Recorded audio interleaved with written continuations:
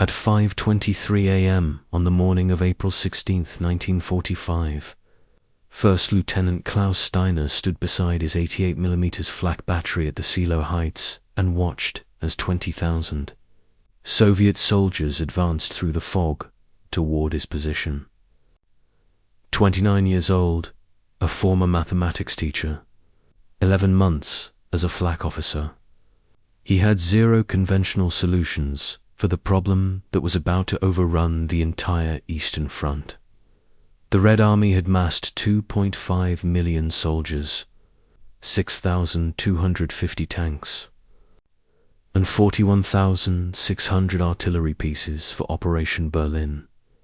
Marshal Zhukov promised to take Berlin in 12 days. The Wehrmacht was outnumbered 5-1. They had no air force left, no tank reserves, and no hope. Steiner commanded 4 88mm flak, guns weapons designed for air defense, not ground combat. Each weighed 7 tons, could shoot down aircraft at an altitude of 10,000 meters, and had a fire rate of 20 rounds per minute. But the Soviets weren't coming from the air. They came on foot, in dense waves, like a flood across the Prussian fields. Wehrmacht doctrine was crystal clear. Flak fights planes. Infantry is fought with machine. Guns, tanks are fought with anti-tank guns. Every weapon had its purpose, its doctrine, its rules. For 11 months, Steiner had shot down 73 Soviet aircraft, all by the book. But on April 16, 1945, there were no Soviet planes left. The Luftwaffe no longer existed, and 20,000 Red Army soldiers were marching on his position. Colonel Becker had given clear orders. Flak batteries were to retreat. The infantry would hold. No experiments. Steiner watched as the first Soviet wave reached the German trenches 800 meters ahead of him. Machine gun fire, explosions, screams. The German defenders held for 8 minutes. Then the line broke. The second line was 400 meters back. 60 Volksturm soldiers in hasty trenches. They would hold for maybe 5 minutes. If this story grips you, press the like button now. It shows you too that forgotten stories like this should reach more people. Steiner saw the mathematics. 20,000 Soviets against 60 defenders. The Soviets would break through, overrun his battery, and reach Berlin in a week unless someone did something crazy. Steiner had been a math teacher at a Dresden gymnasium, teaching physics and mathematics. His students called him Rechner Klaus, Calculator Klaus. His father had said the world works according to rules. If you understand the rules, you can solve problems others find impossible. The Wehrmacht had sent him to the flak artillery in 1943. Artillery was mathematics. Distance, angle, speed.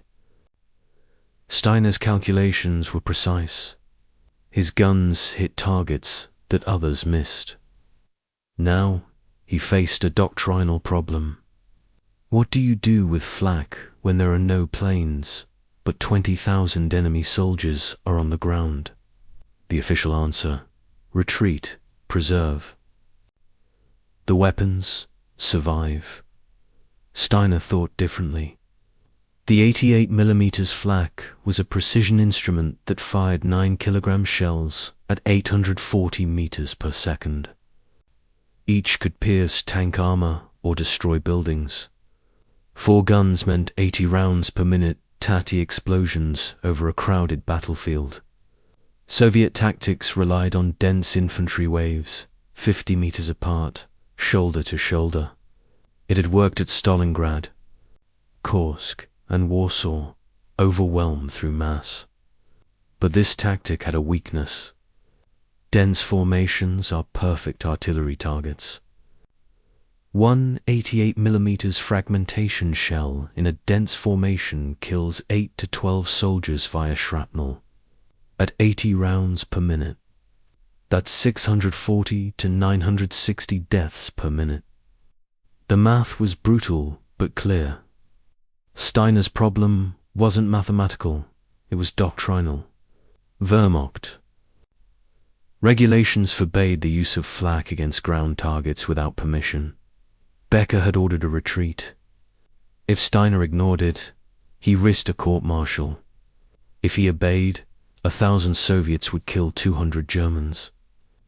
Steiner made a decision. He would ignore doctrine, risk the court-martial, and kill 2,400 Soviet soldiers first. At 5:31 a.m., Steiner ordered horizontal fire. Target, Soviet infantry at 600 meters. Fragmentation shells, maximum rate of fire. His gunners stared at him. Sergeant Weber asked, "Sir, we have orders to retreat." Steiner interrupted. "Colonel Becker is 15 kilometers away. The Soviets are 600 meters away. If we don't fire, we'll be dead in 10 minutes. Aim the guns." Weber nodded. The crew swung the 7-ton guns horizontal instead of upward. All 4 guns aimed at the Soviet formation. The Soviets were 500 meters away to 1,000 in the first wave, 3,000 behind them. They didn't know flak guns were aimed at them. Why would they? "Flak shoots at planes at 5:33 a.m., Steiner said. "Fire." 4 guns fired simultaneously. Deafening noise and muzzle flashes lit up the dawn. The 9-kilogram shells raced across the field at 840 meters per second, taking 0.6 seconds to travel 500 meters. Then exploded in the middle of the Soviet formation. Fragmentation shells were designed for planes, explode on contact and hurl thousands of metal shards. Against dense infantry, they were absolutely devastating. The first salvo killed 40 Soviets instantly. The formation simply vanished. Where? 50 men had stood. There was now a crater, smoke, and body parts. Soldiers nearby were hit by shrapnel, many falling and screaming. The formation faltered, but Steiner's guns were already firing again. A salvo every 3 seconds. By 5:34 a.m., 1 minute after starting, the 4 guns had fired 20 times, 80 explosions, 160 to 240 dead in the first minute. The Soviets didn't collapse. Officers screamed, "Forward! Charge! Movement is survival." The logic was sound. Under artillery fire, you either retreat or charge. Retreating means staying in the kill zone longer. Charging means moving through the death zone faster. The Soviets charged. 2,000 men ran, trying to cover 400 meters. Steiner had anticipated this. He didn't aim for the front rows, but for the middle. At 5:35 a.m., he shifted the fire 100 meters back. The soldiers in front charged out of range. Those in the rear were shredded. Those in the middle had no chance. Boom, boom, boom, boom. Every 3 seconds, a salvo. Every explosion killed 8 to 12 men. The formation broke not out of cowardice, but because no one remains rational when an 88mm shell explodes every 3 seconds. Soldiers threw themselves down, seeking non-existent cover. Officers shouted unheard orders. 5 minutes after it began, the first wave was destroyed. Out of 2,000 men, 800 were dead or wounded. 1,200 had fled or were paralyzed with fear. Steiner's guns had fired 400 shells in 5 minutes. 400 explosions over a dense battlefield. The effect was catastrophic, but the second wave was already coming, 800 meters away. 3,000 soldiers had seen what happened, but they came anyway. Soviet doctrine, overwhelmed by mass. The first wave dies, the second comes, the second dies, the third comes. Eventually, the enemy runs out of ammunition. This tactic was later studied by the US Army and incorporated into modern doctrine. If you want to see more military innovations, subscribe to the channel. At 5:39 a.m., Steiner aimed at the second wave at 800 meters maximum range for fragmentation shells. The guns fired. The second wave suffered the same fate, but they had learnt. Instead of charging frontally, they tried to flank, spreading out the formation to try and overload the line of fire. It was a clever tactic against normal artillery. It would have worked, but Flak was designed for moving targets for planes moving at 400 kilometers per hour against slow-moving infantry. It was overpowered. Steiner split his guns, 2 left, 2 right. Each fired independently, seeking its own targets. The second wave broke after 8 minutes. Of the 3,000 men, 1,200 were dead or wounded. By 5:47 a.m., Steiner had destroyed 2 waves in 14 minutes. Estimated losses, 2,000 Soviets. German losses, 0, 560 shells spent. But Steiner had a problem: ammunition. Each gun started with 120 shells and had 60 left. At the current rate, they had 12 minutes until they were empty. And the third wave was coming. At 5:48 a.m., Steiner saw the third wave. This time, it was led by 8 T-34 tanks, followed by 2,000 infantrymen, using them as mobile cover. Clever tactic. Fragmentation shells were useless against tanks. Steiner ordered a change of ammunition, armor-piercing shells. His crew loaded the heavier projectiles designed to punch through steel. The 88mm wasn't originally an anti-tank weapon, but Rommel had discovered in 1941 that it could destroy British tanks.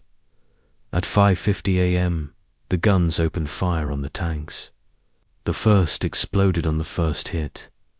The shell pierced the 45mm front armor, detonated inside, and ignited the ammunition. The turret flew 10 meters into the air. The other 7 tried to evade, zigzagging, but on the open field there was no cover. It was a perfect field of fire. Within 90 seconds, all 8 T-34s were destroyed. 8 hits, 8 dead tanks. The Soviet infantry lost their cover and were exposed once more. Steiner switched back to fragmentation shells. The third wave broke after 6 minutes. By 5:56 a.m., 4 guns had destroyed 3 waves. Estimated losses, 2,400 dead and wounded, plus 8 tanks. Duration, 23 minutes. German losses, 0. But they faced a critical ammunition problem, 22. 30 shells per gun enough for 3 minutes and 14,000 Soviets still in reserve. At 5:57 a.m., something unexpected happened. The Soviets did not attack. Steiner watched through his binoculars. The Soviet lines weren't moving. Officers were discussing, hesitating. Steiner understood. They had lost 2,400 men in 20 minutes. Zhukov expected a breakthrough in 6 hours. Instead, 3 waves had been shattered. The Soviets had to re-evaluate, call for artillery, and make a new plan. That bought Steiner time. By 6:15 a.m., his guns were dismantled and on the way to Berlin. 0 losses, 2,400 Soviets killed, 8 tanks destroyed, all in 23 minutes. Colonel Becker found out at 7:30 a.m. and screamed over the radio, "You ignored orders. You violated doctrine. You risked a court-martial. What were you thinking?" Steiner replied calmly, "I thought for useless flak guns could save 200 soldiers if I broke the rules. I was right." Becker was silent for 10 seconds. "Your guns delayed the attack by 5 hours. 5 hours for reinforcements. You saved 200 men, but you ignored orders. Formally, I must report this. Unofficially, good work." Steiner never faced a court-martial. The Wehrmacht had more important problems than punishing an officer who killed 2,000 Soviets. His tactics were silently adopted into doctrine. Between April 16th and May 2nd, 1945, flak units were used against ground targets in 40 different instances. Estimated losses from this horizontal fire were 15,000 to 20,000 Soviets. The Soviets adapted. Zhukov ordered massive artillery preparation, and German flak positions were bombarded before attacks. This reduced their effectiveness, but slowed the Soviet advance. Zhukov predicted 12 days for Berlin. It took 23. Those extra 11 days were due, in part, to flak units like Steiner's. Klaus Steiner survived. He retreated into Berlin on April 28th. By May 2nd, he had no ammunition left and surrendered. 4 years of Soviet captivity followed. He was released in 1949 and returned to Dresden. The city was destroyed. His school no longer existed. He worked as a construction supervisor, helping with the rebuilding. He married in 1952, had 3 children, lived a quiet life, and never spoke about the war. His family didn't know he had killed anyone or broken the doctrine that Soviet historians knew by his name. Steiner died in 1987 at the age of 71 from a heart attack. His obituary read, "Math teacher, war veteran." No details, no numbers. But Soviet records documented April 16, 2,400 dead in minutes. Cause: 4 88mm flak guns commanded by First Lieutenant Klaus Steiner. The Soviet analysis stated, "German use of flak against ground targets was an innovation we did not foresee. The effect was devastating. The US Army studied Steiner's tactics and learned from them." In Korea, they used 90mm flak guns against Chinese infantry waves with similarly devastating results. Today, every military academy teaches that flak can be used against ground targets, but they rarely mention the German First Lieutenant from April 16th, 1945. If you have watched this far, write in the comments where you are from. Our audience reaches from Berlin to Vienna. You will help keep these memories alive. Steiner's story exists in fragments, military reports, Soviet casualty lists, interviews with survivors, and a paragraph in artillery textbooks. But most people have never heard of him. The museum at Seelow Heights has an exhibition about the battle. It mentions Soviet losses and the German defense, but not Steiner by name. Next to the exhibition is a photo of 4 German soldiers with an 88mm flak gun. April 1945, Seelow Heights. The caption: German flak crew during the battle. One of them is Klaus Steiner, 29 years old. His face is dirty, his uniform torn, his hands are on the gun. His eyes are fixed on the Khmer tired, determined, unbroken. That is Steiner's legacy. Not the 2,400 dead, not the tactical innovation. The legacy is that rules are tools, not laws. Doctrine is a guide, not a prison. A math teacher with 4 guns can stop a division if he is willing to break the rules. Steiner performed no miracles. He applied physics, calculated that 88mm shells would be devastating against dense infantry, realized that doctrine would get him killed, and understood that breaking rules saves lives. And he was right. 2,400 Soviet soldiers died in 23 minutes, because a German math teacher decided that anti-aircraft guns could also kill men. If this story moved you, press the like button, subscribe, and turn on notifications. We rescue stories like this from the archives every week. You aren't just a viewer. You are part of keeping these memories alive. Thanks for watching.